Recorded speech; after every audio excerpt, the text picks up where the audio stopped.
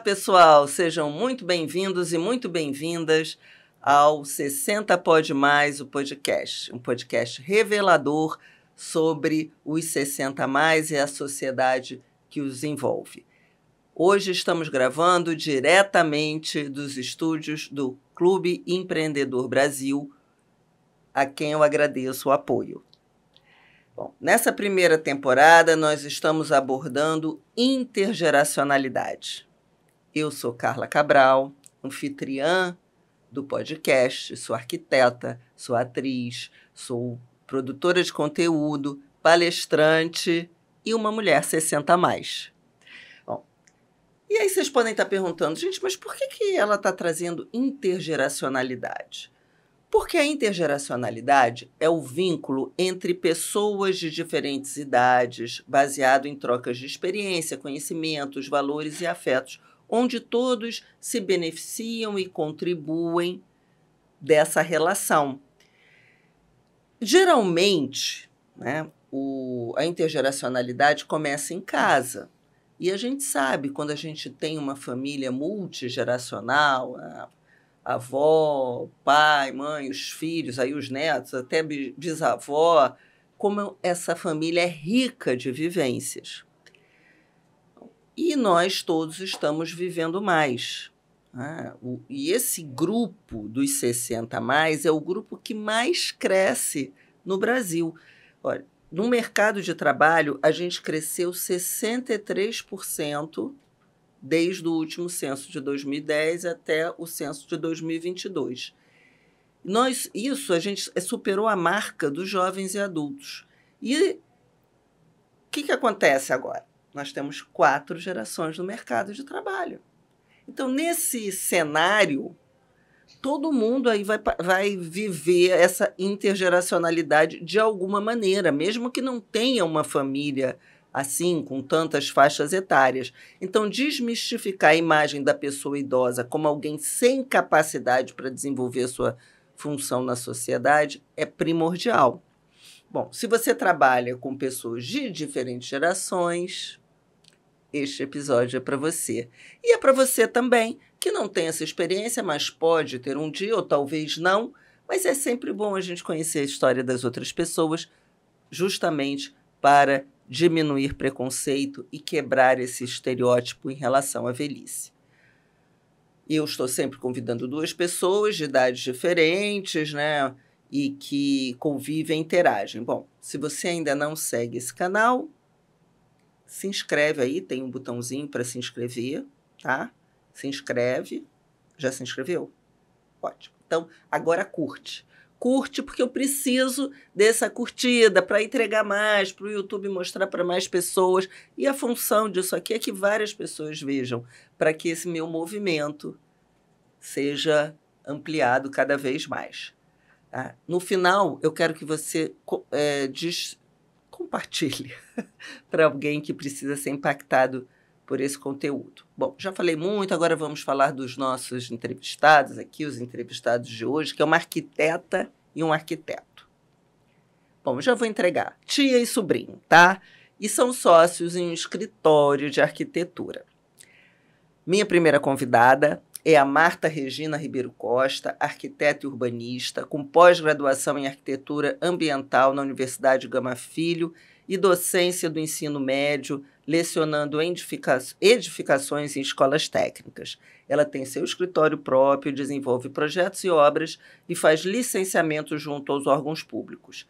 Foi diretora da Associação de Arquitetura e Engenharia da Zona Oeste, a AESO, inspetora no CREA, quando a gente ainda, né, nós arquitetas ainda éramos vinculadas ao CREA, e é conselheira do CAU-RJ, está no seu 3º mandato como conselheira.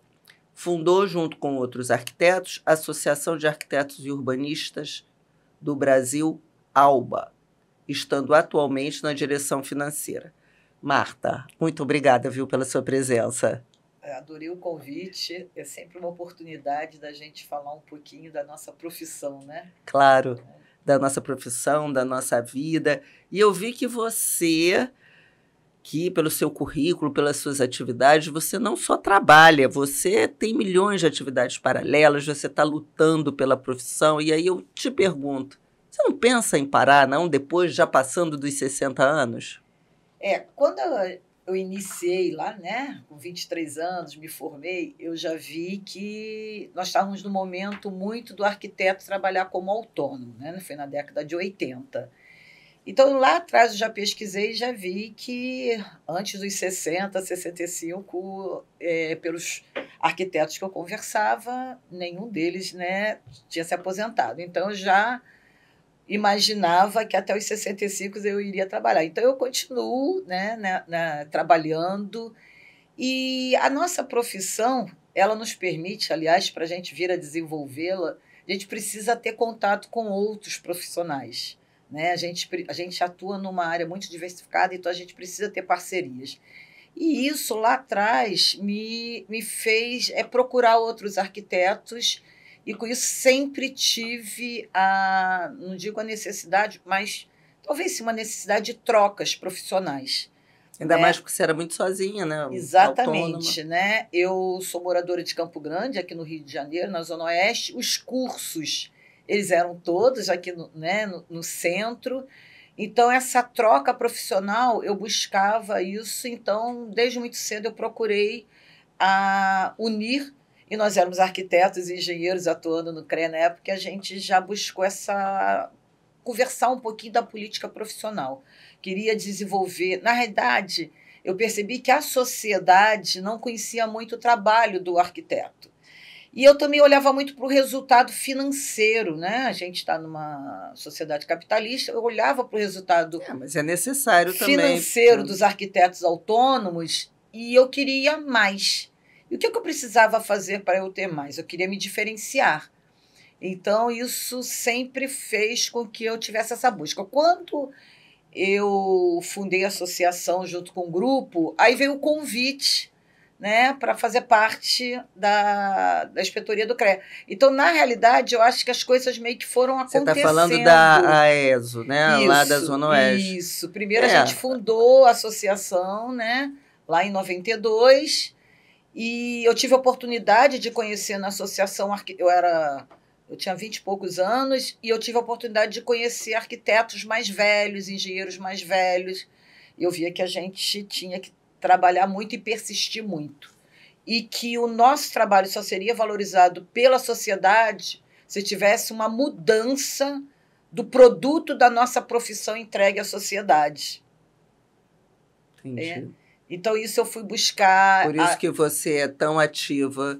Mas aí, você falou 65 anos, era a sua previsão lá quando jovem. Sim. Você mantém a sua previsão dos 65 ou você acha que você vai ultrapassar esse marco? É uma coisa até que eu converso com o Rafael, eu pretendo diminuir uns 2 dias, mas com certeza vou continuar. Bom, Rafael é o nosso segundo convidado. Rafael Salmazo, formado em Arquitetura e Urbanismo pelo Estácio, e passou um período, o início da faculdade, na extinta Gama Filho. Isso é um marco assim, na carreira de muitos arquitetos, a extinção dessa universidade. Desde que entrou na faculdade, ele começou a trabalhar no escritório, que ele hoje é sócio. Então, ele começou trabalhando como estagiário, depois passou como arquiteto contratado, ou seja, ele foi fazendo carreira no escritório e hoje ele é sócio, executando projetos comerciais, residenciais, licenciamento, obras, interiores. E eu sei que ele é bem antenado assim, com esses novos programas, Revit, etc., que ele estuda bastante isso. Muito obrigada, Rafael, por você ter vindo também e ter aceitado esse convite. Carlos, obrigado pelo convite. É um prazer estar aqui com vocês e estou muito animado. E é isso. Eu comecei, assim que eu entrei na faculdade, eu já comecei a trabalhar, e aí eu acho que casa muito com a sua primeira fala, quando você começou o episódio, Porque em casa, isso sempre foi uma realidade, falar de trabalho. E que, então, era muito natural ter que trabalhar. Era Então, foi muito... natural trabalhar diretamente com a marca? Foi natural. Não foi imposto. Até, isso é engraçado, porque quando eu fui prestar vestibular, na verdade, até em casa, me deixaram muito à vontade para fazer o que quisesse. Tinha até um papo de, vai fazer direito e tal, não sei o que, acho que você vai gostar. Mas eu, com 6 aninhos, disse que queria ser arquiteto e fui. Então, prestei logo para arquitetura e aí fui trabalhar com a minha tia porque foi um caminho realmente natural. E não tinha essa... Porque em casa não era... Nunca foi um tabu falar de trabalho. Então, sempre foi uma coisa que aconteceria. Você vai trabalhar. Me lembro muito quando pequenininho ia pra obra. Ou tem uma tia que é professora, então um dia da semana, nas férias, ia trabalhar. Outra fazia sei lá o quê. E aí eu ia junto. Então, tinha esse universo do trabalho era muito presente. Então, nunca foi uma opção não trabalhar. Então, quando esse momento chegou, eu fui fazer estágio. E aí, até em alguns momentos, ela falava, procura... Eu, em um determinado ponto da faculdade, recebi uma proposta para ir trabalhar num outro escritório, e ela me deu o maior apoio, para você... Ter outra vivência. E tudo mais. Eu até fui, e aí não era uma coisa mais legal do que o que eu vivia. Então, eu falei, pra que eu vou ter uma experiência para dar né? Enfim, então eu acabei ficando. Mas você começou logo que você entrou na faculdade? Sim, logo que eu entrei na faculdade. Na verdade, quando eu entrei na faculdade, era muito comum, eu não sei como é que tá hoje, mas era muito comum que as pessoas fizessem estágio. Então, várias amigas minhas, nós fazíamos Gama Filho, era muito comum, voltava todo mundo no trem e o povo ia ficando na metade do caminho onde seus respectivos estágios eram. Então, era uma coisa assim comum. Então, sim, eu logo entrei na faculdade e fui estagiar. E nunca teve nenhum conflito com a sua tia nessa época do jovem? Então, sim, porque é aquilo, né?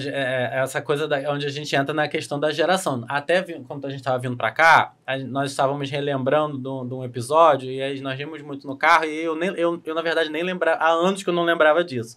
Mas assim que eu entrei na faculdade, entrava na faculdade, que é em janeiro, fevereiro, e aí logo veio o carnaval. E aí esse primeiro carnaval essa história é engraçada. E aí no primeiro carnaval... Que você já trabalhava com ela? Eu já trabalhava. E aí veio o carnaval, eu falei, olha, então o escritório vai fechar, porque o escritório sempre fechava no carnaval, claro. E eu ia pra Angra com os amigos, né? Vamos pra praia, beleza. E aí eu fui. Quando eu estava lá, eu decidi por livre e espontânea vontade de que eu prolongaria o meu carnaval por mais 10 dias. Bobagem, tô trabalhando, mas eu vou, né? Carnaval é melhor. Aquela coisa. O que tem? E aí, na época não existia WhatsApp, não tinha smartphone, mas eu acho que eu devo ter ligado pra ela. Do orelhão. Do orelhão. Imagina, lá em Angra, deve ter subido no alto de uma montanha pra pegar um sinal, alguma coisa assim. E aí liguei, eu não sei como é que eu me comuniquei, na verdade. Isso eu não lembro ao certo. Mas eu entrei em contato e falei, olha, eu vou ficar aqui por mais 10 dias, beijo. E aí eu me lembro que ela me retrucou dizendo, você está demitido. Tá certo. Tinha que dar um exemplo. A tia... Tinha outros estagiários no escritório. A relação era outra, né? E você não podia protegê-lo, né? Exatamente. Lá no escritório, eu sempre gostei de trabalhar com estagiários, né? Então, na realidade, o Rafael, ele começou em fevereiro, né, a estudar. Foi demitido. Mas ele começou a trabalhar em dezembro. Mal ele passou, né? Eu falei, não, então já começa a trabalhar aqui, né? Então, como é um escritório que a gente desenvolve projetos e faz toda a parte de licenciamento, e não era nada digital ainda, né? Procurações, tínhamos que ir para o cartório, reconhecer firma, né? Taxas de banco, nós tínhamos que ir para o banco pagar. Gente, era bem diferente, né? Era bem diferente, era outro mundo. Se você que está assistindo aí, jovenzinho, geração, sei lá, Z, você não sabe que mundo era esse. Não sabe mesmo. Então, Rafael, ele não tinha nem começado a faculdade, ele começou a fazer isso, né? O pessoal falava, mas ele é um despachante de escritório? Eu falei, não é um despachante. Porque a diferença é que ele entende, né? Então, desde muito cedo, ele começou a entender toda uma leitura de um documento, uma leitura de um IPTU. Eu acho que isso foi, assim, até bem interessante para ele. Realmente. E ter essa troca, porque o que acontece? Nós, na arquitetura, a gente não tem uma rotina. E muitas das vezes o cliente quer que a gente atenda no sábado, no domingo, fora, né? Às vezes a gente tem que ir para Cabo Frio, Angra, Maricá, às vezes em alguns projetos. Então a gente meio que faz do trabalho uma diversão também, porque aí a gente, né, já encaixa no lazer. Então, isso, e é claro, se você tem um funcionário, né, que não seja parente, com parente, acho que isso foi legal, porque a gente já o cliente só pode atender 7 horas da noite, vai terminar 9 horas da noite. Então, na volta, a gente já vai jantar. Então, eu acho que isso foi legal. Porque, às vezes, eu me pergunto assim, para a gente estar na nossa profissão como autônomo até hoje, eu ainda desejar continuar, ainda... É porque eu faço muito disso. Ao mesmo tempo que eu sou muito rigorosa, eu sou muito Caxias, eu sou daquelas de trabalhar de segunda a sexta até hoje, sempre fui. Até o sábado e domingo, pelo visto, né? Isso a gente até deu uma reduzida, mas não tem como, né? A nossa profissão, Aí a gente hoje eu já consigo aceitar que se trabalhei domingo, na terça eu posso, de repente, não trabalhar. Antigamente não aceitava isso, né? Então, para a gente estar no mercado até hoje, ter cliente, ter essa tranquilidade de que nós vamos ter, porque realmente a gente... às vezes é pesado. Agora, eu tinha uma curiosidade de perguntar para o Rafael. Você falou que desde 6 anos você queria já ser arquiteto, né? E aí, isso é uma pergunta bem de arquiteto para arquiteto, entendeu? De arquiteta para arquiteto. Só que a gente, quando pensa em ser arquiteto, a gente imagina projetar prédios, ser aquele arquiteto incrível, né? E na verdade, você foi estagiar lendo documento, foi o que a Marta acabou de contar. Isso não te decepcionou, não? Como você entendeu isso? Então, Carla, não, porque, na verdade, é isso que você está falando mesmo, a gente imagina vai fazer, né, um hospital, até mesmo quando está na faculdade, mas vai fazer um hospital, fazer um museu e no final faz banheiro. Exato. Você pode até fazer um hospital, fazer um museu, mas não é toda hora que isso aparece. Não é via de regra, não sei que seja uma coisa, você trabalha num nicho muito específico. Mas acho que eu me lembro quando criança sonhar de construir casa, de desenhar as casas, de bloquinho de desenho, de ficar pintando realmente casinha e planta baixa, de desenhar planta baixa colorida. Eu tenho essa memória. E acabou que, apesar com toda a parte de documentação, nós no escritório fazemos muitas casas. Porque a nossa área é uma área que tem muito terreno e tudo mais. Agora, Zona Oeste do Rio de Janeiro. Zona Oeste do Rio de Janeiro. Agora até com menos, mas nós fizemos e fazemos muitos projetos de casas. Então, eu acho que eu me realizei nisso. Então, eu acho que a resposta é que hoje eu faço o que eu achei realmente que eu faria. E é um prazer muito grande, realmente. Que bom.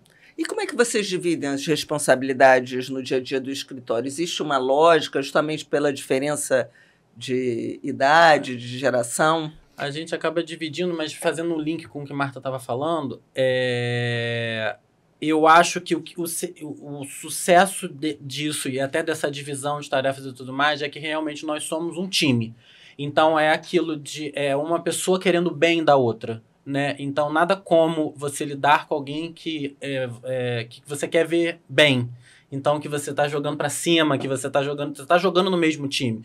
Porque não existe isso, de puxar para um lado, puxar para o outro, ou ela ou eu, não somos nós. Então, na vida e no trabalho. Então, eu acho que o segredo do sucesso com certeza é esse. E com certeza no dia que ela te demitiu, porque você ficou mais tempo no carnaval, também foi porque ela queria que você fizesse sucesso, que você fosse um homem responsável no trabalho. Lá no escritório a gente eu, por exemplo, faço toda a parte administrativa. Eu brinco até que se eu não fosse arquiteto, eu ia fazer administração de empresa, direito, eu gosto muito dessa parte. Então, eu fico com toda essa parte administrativa do escritório. Temos contador, temos tudo isso, mas todo assim, o controle financeiro. E o mais engraçado é porque nós fazemos retiradas fixas. Todo mês a gente tem a mesma retirada. E no final do ano que a gente faz o balanço. Sobre o dinheiro, o que nós vamos fazer? Então, e aí eu mudo muito. Aí por eu fazer a parte administrativa, eu faço a agenda da semana. E aí, às vezes a gente fica assim, por que você, a gente estava trabalhando nesse projeto, de repente você muda, vem para esse? Aí eu falei, não, porque eu fui olhar a proposta e eu vi que se esse cliente aqui nós terminamos, se a gente terminar, por exemplo, o projeto de pontos elétricos, a perspectiva, ele vai dar uma parcela, esse daqui só quando vencer, entendeu? Então, às vezes, não, claro, aí essa parte administrativa muito fica comigo. A parte de projetos, nós dividimos os dois. Alguns projetos eu inicio, ele termina, às vezes é ele que inicia, o que termina. Parte de obra, eu gosto muito da parte inicial, né? Então, a parte de estrutura, instalações, essa parte inicial, e Rafael já fica com a parte de acabamentos. Prefeitura, como nós fazemos muito licenciamentos, nós dividimos. Nós trabalhamos com 10 secretarias, né? Então, a gente meio que divide. Por exemplo, Sete Rios é sempre Rafael que vai, a Fazenda e ISS. Então, entendeu? Então, a gente tem uma divisão entre secretarias, da quem faz o Prefeitura quê. do Rio. Exatamente. Então, Entendi. isso já é tão natural que aí a gente já vai criando a nossa agenda. Agora tem uma pergunta. E na parte de computador, desses desenhos? Aí é tudo com o Rafael. É tudo comigo, BIM, Revit, sei lá. Isso é muito legal, porque a nossa profissão, ela tá no digital. Eu trabalho o dia inteiro sentado na frente do computador, né? Então, quando a gente está dentro do escritório, é muita coisa, quase tudo feito no computador. E agora ainda mais, porque até mesmo a prefeitura também está cada vez se modernizando cada vez mais. Então, muitas coisas que nós fazíamos, às vezes, pessoalmente, tínhamos que ir lá, agora é tudo por e-mail, e aí você tem que formatar um determinado, porque eles aceitam por e-mail, você tem que formatar de uma determinada maneira para poder enviar. E a tecnologia é mais amigável para você que para Márcio. Com certeza. Eu falei para Rafael, não vou entrar nessa área. Então, eu sei o básico do básico e o resto está com o Rafael. Então, por isso que obra, às vezes, fico eu das audiências, no atendimento ao cliente, a visita, nas propostas, no lado comercial, e aí ele fica realmente... E eu acho que ele tem que até avançar mais, né, Rafa? Porque uma coisa que a gente vem conversando no escritório é que hoje nós não conseguimos migrar 100% para a plataforma BIM, justamente por essa falta de tempo, porque a gente trabalha muito, né? Então, a gente estava conversando que esse ano a meta é pelo menos parar de trabalhar, de repente, uma vez por semana, para poder se dedicar a fazer só na plataforma É uma BIM. transição, isso é uma transição, porque acaba que como a gente lida com o AutoCAD há muitos anos, né, a gente lida com... E aí é muito rápido, né? Então eu pego o projeto, acabou, fiz. Aí você vai lá para o outro. Com certeza, quando você começar a usar o BIM, você vai falar, nossa, é muito rápido, olha, mais rápido ainda. Exatamente. Facilita milhões de coisas. Cortes. Mas é verdade. É o desafio. É o desafio, mas a transição muitas vezes é complexa. A gente tem que focar nisso para conseguir fazer, porque senão as pessoas vão ficando... É o comodismo, né? De ficar naquele... que já está funcionando mesmo... Mas, realmente, quando muda, eu acho que vai dar muito mais rendimento para vocês no escritório. Eu não sou especialista em BIM, não, mas eu sei, é bom, todo mundo sabe, né? Como é que é a dinâmica do trabalho. Bom, e aí você falou que você lida mais com o cliente, ele fica mais aqui, tarará, tarará. E isso foi dividido, assim, por conta das diferentes gerações? Você lidar mais com o cliente ou ele? Existe... diferença ou semelhança do estilo de cada um por conta da geração? Não sei se vocês estão entendendo a pergunta. Se vocês dividiram... Lógico, a parte tecnológica, óbvio, mas essa outra, né, do relação com o cliente eu tem a ver acho que a mais marcada, assim, é realmente essa questão da tecnologia, que ela não gosta. Mas o restante eu acredito que foi uma coisa que foi acontecendo naturalmente. Tem alguns clientes que já Rafael atende desde o início e ele fica com o cliente. Depende muito do serviço também, né? Quando é um cliente a parte mais de empresa, comercial, às vezes fica mais comigo, residencial, né? Às vezes fica mais com o Rafael. Então a gente... né?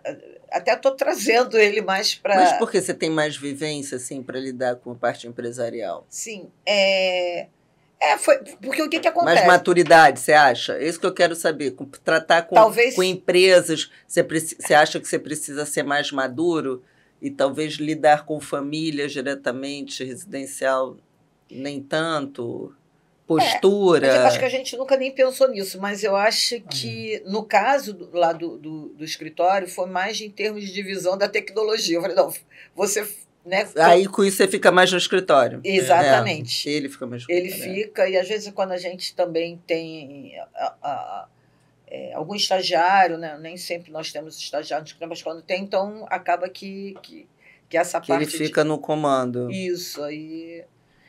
Agora, né, como você falou, eu sempre busquei diversificar um pouco na profissão, né? Como você falou, eu também fui professora em algum momento. Lidou com jovens. E aí, o que fez, né, essa mudança, eu buscar dar aula, né?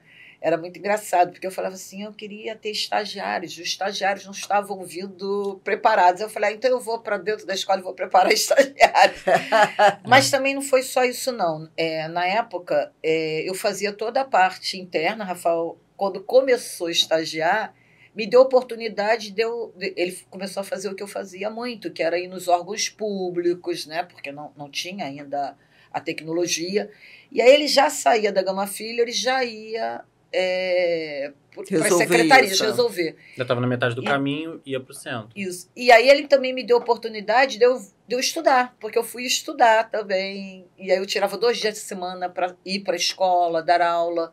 Então, eu acho que Rafael entrar no escritório também me permitiu eu diversificar um pouco da nossa profissão. Interessante. Então, eu acho que isso é bacana. Que é algo que hoje eu venho conversando com ele, para ele, o que falta? Eu acho que você está no momento de, como arquiteto, você também pensar o que está faltando para você. Na formação. Na formação dele, parar um pouco para ele voltar a fazer. Você viu que eu fazer fiz... uma pós-graduação, eu estudei pouco, se aprofundar. Eu trabalhei muito, acho que eu estudei pouco. Eu me envolvi muito com a política da profissão, né, a gente perde muito tempo, né, com a política da profissão, com as associações e com o conselho, né, isso, né. E eu acabei que, por eu gostar tanto e eu achar isso importante, eu acabei levando, né, Rafael para as entidades. Hoje ele também é conselheiro do CAU-RJ. Eu acabei não falando isso ele na é suplente, mas ele... Porque eu acho muito importante isso, o arquiteto conhecer a nossa profissão, a nossa política, conhecer outros profissionais. E hoje eu estou no momento querendo que Rafael, estude. Ele busque algo, ele dando... A gente estava conversando sobre isso. Porque às vezes a vida vai engolindo a gente. A gente tem que pensar também a necessidade de quê, né? Tem que ter a vontade. Mas é importante, é importante. E agora me diz uma coisa, essa diferença de geração já causou algum conflito ou visão diferente sobre um projeto, sobre uma atitude, uma relação assim com o cliente? Eu acho que sobre o trabalho em si, não, o projetar, né? Tanto comercial, residencial, o que quer que seja, eu acho que sobre o trabalho em si a resposta é não. Mas, às vezes, é uma coisa atual que está aí no mercado, ou agora muito do que a gente pode ou não pode falar, porque hoje em dia você não pode falar um termo, não pode falar outro, e eu estou sempre antenando ela. Então, ou então lançou... você não pode, a gente agora não pode mais usar essa palavra, tá arriscado do vocabulário. Ou então, não também nessa parte pessoal, mas também, vai lançar essa feira tal, e a gente tem que ir, porque isso aqui vai ser super importante. Então, isso aqui está em alta, a gente tem que estudar isso, tem que ter, tem que comprar. Sei lá, dar um exemplo. Quando lançou treino eletrônico, nós fomos as primeiras pessoas a ter treino eletrônico. Então, assim, as pessoas não sabiam nem o que era isso ainda, a gente chegava com aquele negócio... Hoje em dia é super comum, né? Mas estou dando só um exemplo. Então, eu acho que isso é legal. Agora, problema em relação a projetar, eu acredito que não. Não me recordo, não me vem à mente. Em obra, porque nós acompanhamos também tecnicamente as obras, eu tenho uma forma, às vezes, mais dura, mais rígida. Rafael já é mais tranquilo, né, de lidar. Aí né? fala assim, pega leve, pega leve. Vamos com calma. Eu acho que é isso, eu acho que essa coisa mais jovem dele, eu acho que eu sou muito séria na profissão, eu cobro muito, e Rafael tenta fazer com que eu fique mais leve. Entendeu? E aí eu falo, mas eu cheguei onde eu cheguei, eu tô viva na profissão por eu ser assim, então mudar é complicado, mas aí a gente fica... mas às vezes seria tentar fazer de uma outra maneira para ver se tem um resultado diferente, melhor, Isso. sei lá, né? É. Isso que tem até uma frase que fala sobre isso. E essa parceria intergeracional no mercado de arquitetura é um diferencial? Vocês acham que algum cliente já falou, nossa... Carla, eu não assim. Que legal que trabalham junto e tal. Eu não me lembro, não me recordo. As pessoas de cara já sempre perguntam, porque a gente não nos apresentamos, né, como família. E aí logo as pessoas perguntam, mas é mãe, é irmão, é parente, né? As pessoas têm essa curiosidade e perguntam. E ela é minha tia, irmã do meu pai. E eu acredito que. O bacana de mesclar é justamente aquilo que eu falei. Que são duas pessoas com mentalidades diferentes se ajudando em prol do bem comum. Mas não me recordo de... Não diretamente, mas eu acho que a gente já teve clientes que, principalmente casas de jovens casais, né? Às vezes eles gostam mais de lidar com o Rafael, eles gostam da minha experiência, né, de obra e gostam de falar com o Rafael mais de projeto. Alguns casais jovens, eu acho que às vezes até eu começo e de repente eu deixo o Rafael. Entendi. Eu acho que não é muito direto, mas acaba acontecendo. E acho que né? isso, claro que isso nos beneficia, porque são duas. Ela é uma pessoa muito mais experiente com leis e no estudo das fórmulas, pega as coisas de cabeça, sabe tudo de cabeça, desenha em escala à mão. Então é uma outra realidade de uma outra geração que aprendeu a desenhar realmente lá na. Eu aprendi a desenhar à mão também, mas ela desenhou a faculdade toda à mão, então ela desenha em escala à mão. Então, às vezes, quando a gente está pensando em fazer alguma coisa, ela desenha e eu sei que eu posso medir que vai estar tudo na escala. Gente, que olho bom, hein, Marta? Então, eu acho que isso nos beneficia, sim, num todo, né, da estrutura do nosso escritório.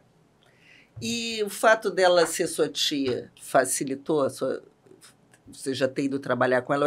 Porque você teve colegas tanto na Gama Filho quanto na Estácio. Provavelmente a turma não se mudou toda para Estácio, né? Isso. Então você conviveu com jovens estudantes em duas faculdades diferentes. Sim. Aí, comparando com seus outros colegas, você acha que ela criou alguma proteção para você?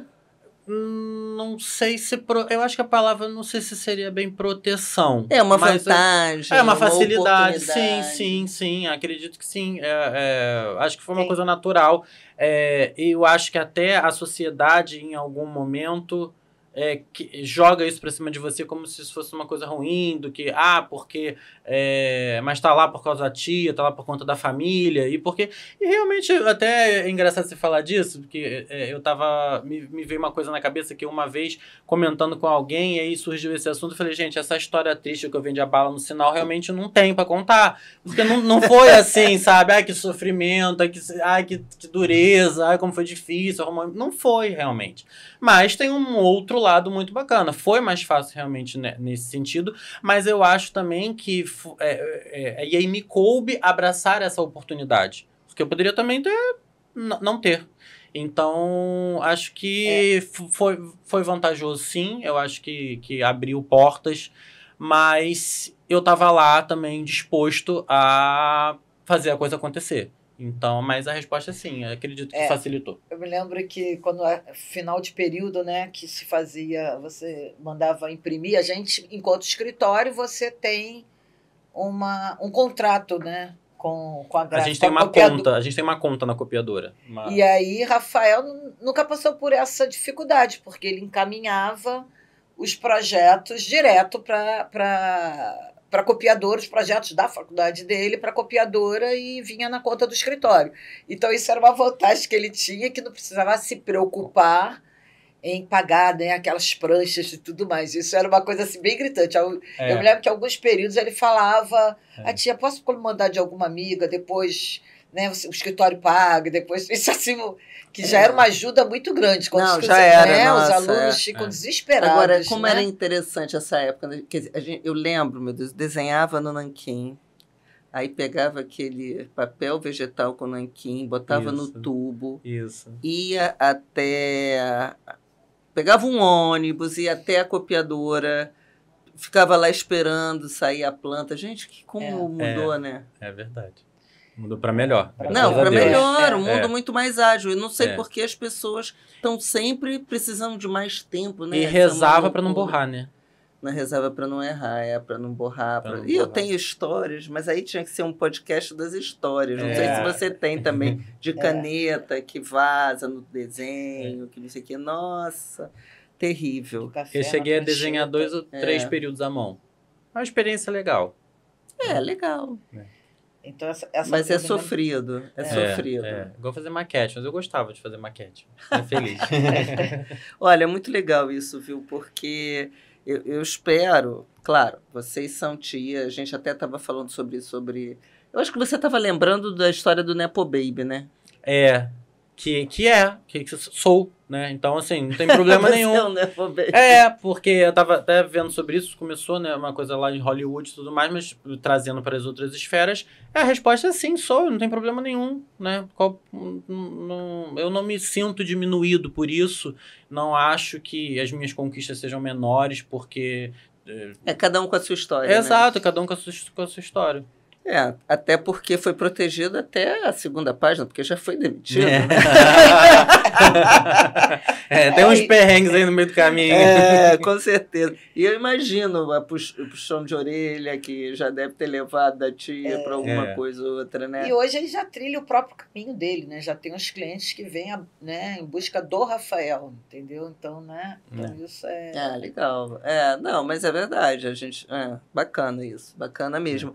Porque eu vejo vocês, né? Eu espero que esse episódio aí esteja encorajando a intergeracionalidade no ambiente de trabalho, porque tem muito da parceria que eles falam, são parentes, ok, mas essa parceria ela é fundamental em qualquer atividade e você conseguir entender os limites de cada um, né? O limite da pessoa que está ali trabalhando com você, porque no final é um time, como você falou, né? Então, para vocês chegarem lá no gol, vocês têm que entender o que cada um pode dar, até onde vai e se complementar.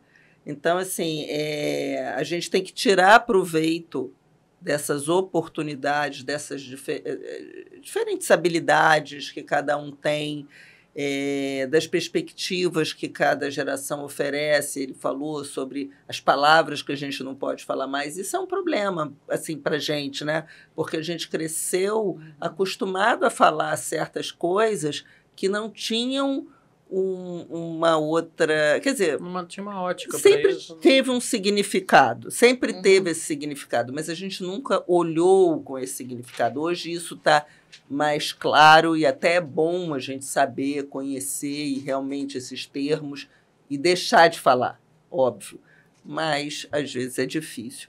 Bom, e a gente já está encerrando aqui esse episódio e eu queria que vocês, para encerrar esse papo incrível, que vocês se despedissem e falassem para outras famílias ou profissionais de diferentes gerações que consideram trabalhar juntos, né, que vocês mandassem alguma mensagem para eles, assim, o que vocês acham? Eu acho que a mensagem que eu tenho para passar, eu estava lendo, escutando, tenho ouvido muito falar sobre a dificuldade que a nova geração que está entrando no mercado de trabalho tem de ser um adulto funcional, né? Essa transição de sou criança, sou, né, jovem e preciso ser um adulto funcional. Então, eu acho que o que eu falo para essa galera é, gente, assim, mete a cara, vai para cima. Trabalhar é muito bom, tem que trabalhar com o que ama, né, com o que gosta. E sobre essa coisa de lidar com pessoas de diferentes gerações, eu acho que quando você faz o que você faz com gosto, independente se você... Eu não tenho muito essa ótica de que é porque é uma pessoa mais velha, ou porque o cara é mais novo e tal. A pessoa tá ali disposta... A gente já teve tantos estagiários maravilhosos, novos, né? Eu tenho uns 3 estagiários agora que, assim... um estagiário, 2 estagiários que me vêm à cabeça logo quando eu falo de estagiários muito bons, vem eles, porque eram pessoas super engajadas e comprometidas e interessadas. Então, acho que esse é o segredo do jovem, ser muito interessado pelo que está fazendo, e acho que da pessoa mais velha estar aberta, como a gente falou aqui no episódio todo, né? Da gente estar sempre aberta à troca. Eu acho que esse é o segredo do sucesso, a troca. Exatamente. Uma relação em que todas as idades contribuem e prosperam juntas. Exato. Né? Eu tenho outros sobrinhos, né? E eu acho que, como eu falei aqui, a gente trabalha muito. Então, essa oportunidade da gente trabalhar com parentes, né? Isso foi muito bom, porque... E até outros sobrinhos meus, até, né? O irmão de Rafael também é engenheiro civil, então a gente troca muito. Meu outro sobrinho fez técnica, eletrotécnica. Então, a gente, no domingo, no almoço, a gente está falando da profissão. E, apesar da minha idade, como eu tive sempre essa oportunidade de estar com o estagiário nos últimos... quantos anos? Já tem uns 15 anos, né? Que Rafael está próximo. 15. Então, às vezes, eu não me sinto com... né? Estou vendo aqui os 60, mas às vezes eu esqueço, parece que eu estou com 38, Carla. Então... É bom porque rejuvenesce, né? Essa troca rejuvenesce também. Então, e a gente passa muito rápido. Então, essa oportunidade de você estar com o sobrinho, né, com filhos, com parentes, e você crescer. Eu acho que também Rafael, estando no meu escritório, deu oportunidade de eu também crescer um pouco mais como pessoa e profissional. E tentar ser mais leve, aquilo que eu falei, né, dentro do escritório. Então, eu acho... Você tem a confiança, você tem alguém de confiança que você pode... descansar um pouco, sabendo que seu escritório está em boas mãos. Que bom. Bom, então, antes de terminar o episódio, eu gostaria de agradecer o Clube Empreendedor Brasil pelo apoio, né, de ceder esse estúdio maravilhoso para a gente poder gravar os nossos episódios. E um estúdio assim, super profissional no centro do Rio de Janeiro, que eu recomendo. Eu quero que vocês curtam o vídeo, por favor, como eu falei, compartilhem com mulheres 60 a mais ou com jovens que precisam ser impactados por esse conteúdo. Eu queria agradecer imensamente vocês por terem vindo. Obrigado, eu te agradeço. Viu? Muito obrigada. Prazer estar aqui. Então, chegamos ao final desse episódio do 60 Pode Mais, o podcast. Obrigada pela sua presença até o final.